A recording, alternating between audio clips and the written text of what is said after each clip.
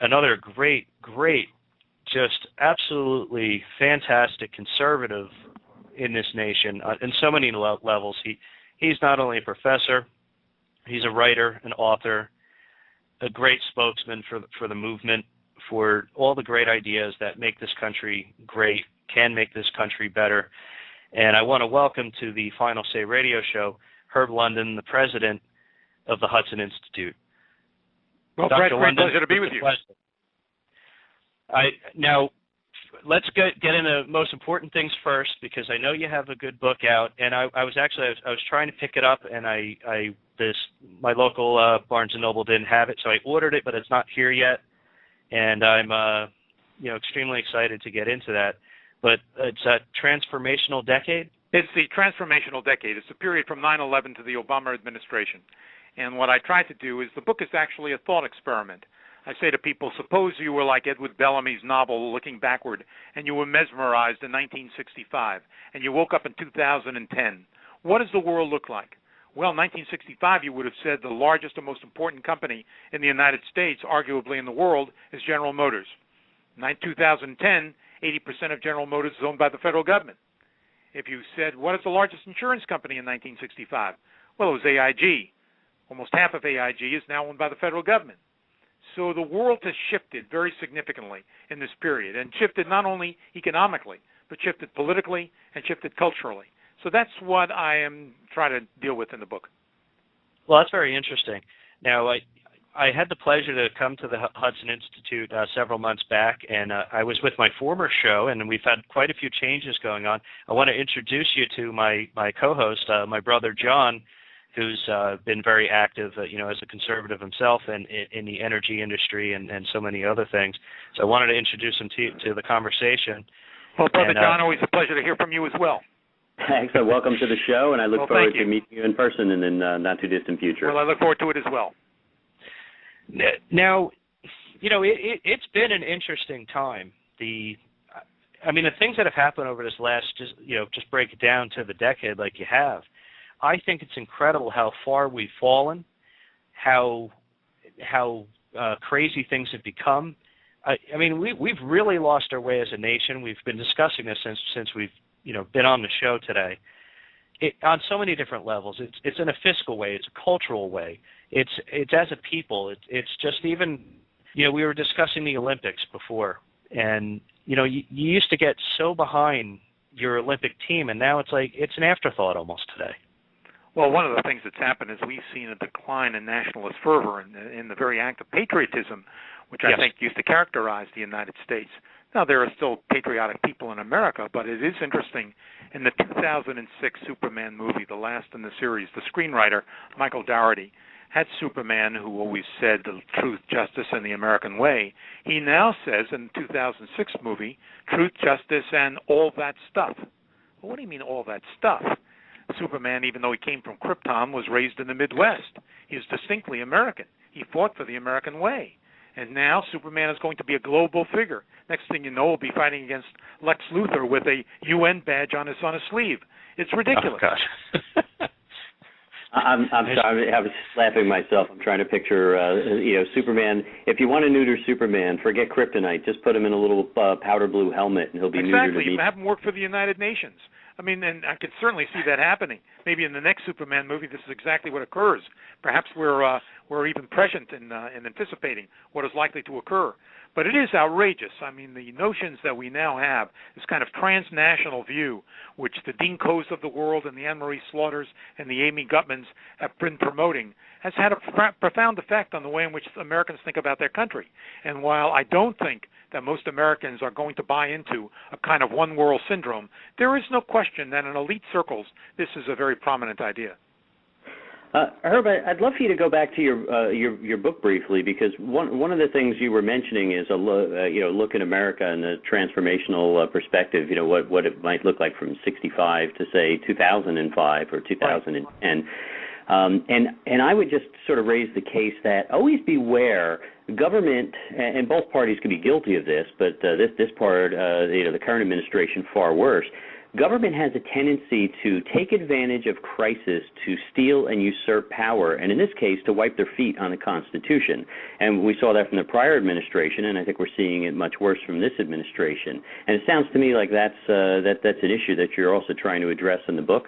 Well, it is, because I think that the Constitution is a remarkable document.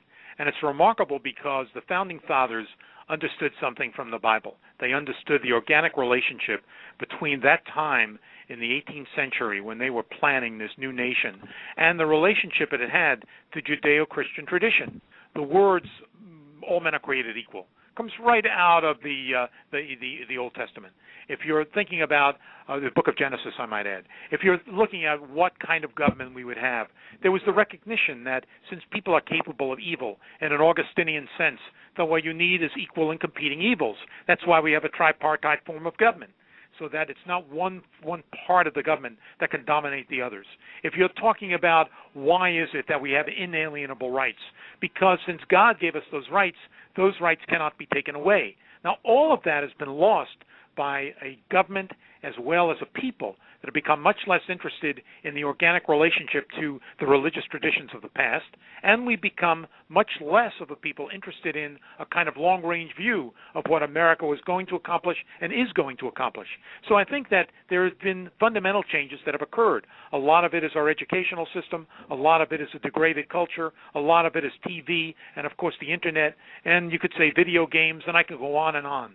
But all of it in the aggregate is having a powerful effect on the way in which Americans think about their nation. Well, you're absolutely right. I want to point out that even in lower education, they don't teach history the way they used to. In fact, they've revised quite a few things. And what I find myself doing at home, and you mentioned the Constitution, which is the most important thing to me. I probably have 100 or 200 copies if I looked all over my house laying around from, every time I go somewhere, an organization gives me a whole, box of them to go hand out somewhere. And I do. Every time I go to a Tea Party meeting, a conservative group meeting, or somewhere else, I'm handing them out all the time. But what's most important is I've given copies to my children. They have them in their bedroom, and they have them in their backpacks when they go to school. And they do read them. They read them in the car occasionally. And while they're certainly not constitutional experts, I'm doing my best to show them how important it is that they must understand what their rights are. They must understand what their founding is based on, and that it's something that throughout their lifetimes they need to work towards preserving. Well, Brett, look, I very much appreciate what you're doing, and I think you should be commended for it. But on the other side of the equation, the most popular textbook in American history in the United States is the Howard Zinn book, The People's History of the United States, which only talks about America as a colonial nation, neocolonialism being the overarching goal of the people who came to this new land. It talks about the exploitation of the indigenous population, talks about the exploitation of poor people. It does not deal with any of the extraordinary achievements and accomplishments in the United States. So while what you're doing is commendable and extremely important, and I would urge all Americans to do exactly what you've just described, at the same time, I think it's also important for people to understand what kind of propaganda exists in our schools. Now, I believe in telling the truth. There are warts in American history. We've made mistakes. We didn't always act appropriately. But this is one of the unique nations in the world. And with all of the problems that accompany American history, there are also extraordinary developments that have occurred because of this country. And if you would ask me the question, what was the most important event of the last millennium, the last 1,000 years, I would say the creation of the United States. The computer, the airplane, all of the significant developments occurred because this nation was created. And so in my judgment, if you don't tell that part of the story, you are in fact handicapping young people in the United States.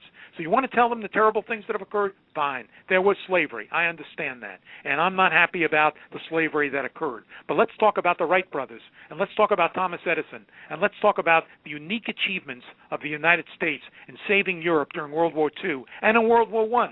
Let's talk about that as well. Let's talk about American heroism.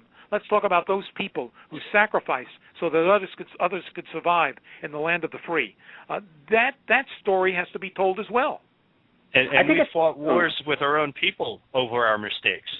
Right. I think it's also important, exactly, and it's also important that people always put history in a context of its times. We will be judged hundreds or thousands of years from now, and we'll have made all kinds of mistakes, but you always have to look at history in the context of time. At the same time that we had slavery in this country, the slaves were being rounded up by other blacks in Africa, and that didn't make slavery any more right. It just shows that slavery existed in Africa and still exists in Africa. This country has all kinds of blood on its hand for what we did holding slaves, but we also should be praised not only for ending slavery, but for fighting for freedom all around the world. Sadly, slavery still exists more than any place else today in Africa, among African nations. Well, look, I couldn't agree with you more. I mean, you're absolutely correct. I was merely making a somewhat different point. Even if you assume that there were, leave out the context for a moment, there were errors that were made. There was no question there were mistakes that have been made in American history. I won't go through the litany of all the things that were wrong. But if you tell that part of the story, and you try to tell it truthfully, and you try to tell it fairly, you also have to talk about achievements accurately and fairly. I mean, if history is going to be a determination of what kind of America we have, it is not only a question of who controls the past. Those people who control the past control the future. And you want to be able to say to young people, there's a lot to be proud of. You want to be able to understand, appreciate, and sacrifice for your nation. It's one thing to love freedom. It's quite another thing to defend freedom. We want our young people to defend freedom because they believe that there is something that unique occurs in this country. When in 1989 you had those demonstrations in Tiananmen Square, what did those young people in China build? Did they build a testament to Muhammad? Did they build the Eiffel Tower? They built the Statue of Liberty, because the very goals, the very things that we take for granted, the very conditions of liberty that we very often accept, they see as something to be emulated. They want to adopt that. This is what they want. They want the same kind of liberty that America has, because we are the model for the world. That lamp that you see in the Statue of Liberty is a lamp that lights up aspirations around the globe.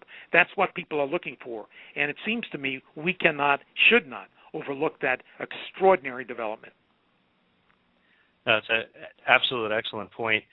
And it's interesting. We saw the same thing even recently when you had the movement in Iran, and same type of thing as Tiananmen Square.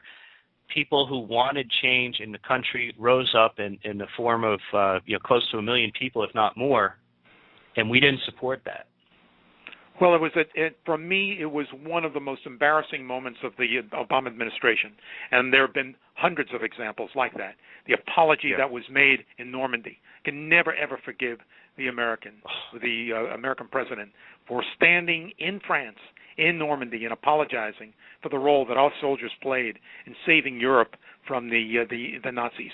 How could any man do that? If you've ever spent any time in Normandy and you see gravesite after gravesite, these are the people who did so much to save our democracy, save our way of life, and save the Europeans. And so, I mean, there are many examples that I simply find terribly embarrassing that have been used by our president to misunderstand and misguide the American people. The list is long. The list is long. Unfortunately. Yeah.